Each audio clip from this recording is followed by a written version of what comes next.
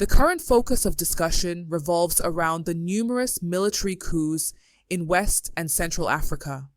However, it is crucial to recognize that the issue isn't solely attributed to the concept of democracy or the type of government in place, as it has proven successful in Western nations. Let's delve deeper into the subject, particularly regarding military coups in Africa. Doumbouya's observations hold merit.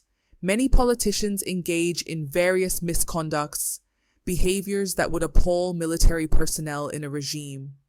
These politicians do not don military attire, but rather they function within a democratic or civil system, ostensibly elected by the people.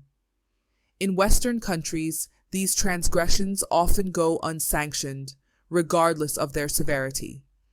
This paradox underscores a significant problem. In a democratic or civil system, established rules govern the entire process, outlining what is permissible and what is not. Each branch of government's powers are delineated to prevent overreach. However, in practice, politicians, especially those in executive roles, often act as if they were monarchs rather than adhering to democratic principles. One of the critical issues in Africa is politicians amending laws to prolong their time in power. This tendency reflects a belief that power must revolve around them, that they alone possess the capabilities to benefit the nation. Most constitutions include term limits for executive positions because unchecked power can lead to corruption. Even if a country amends its constitution to accommodate longer terms, current office holders, including governors and the president, should not benefit from this change.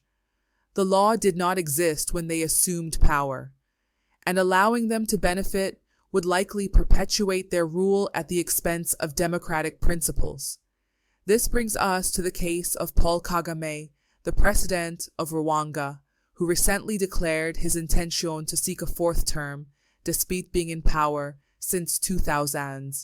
Regardless of the reforms and development he has brought to Rwanda, it should not qualify him for perpetual office.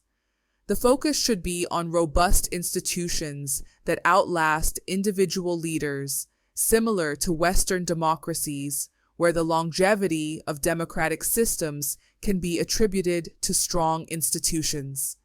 African politicians often overtly prioritize personal gain over serving the public, which leads to desperate and often unethical behaviors during elections.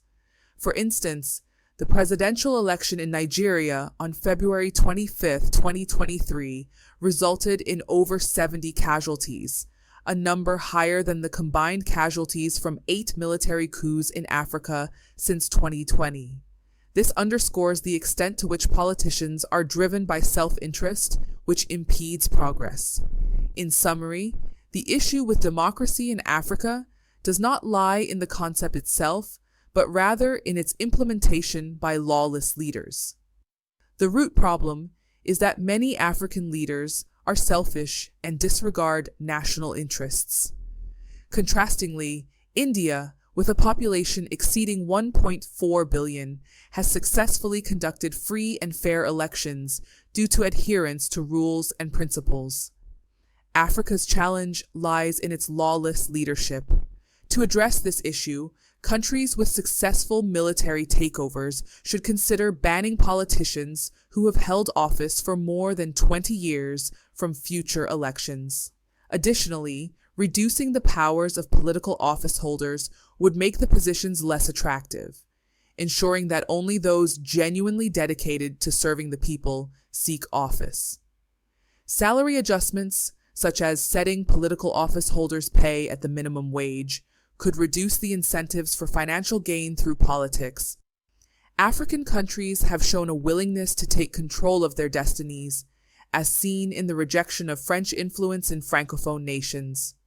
Corruption fosters inequality, crime, and social instability, making it imperative to combat corruption to achieve progress.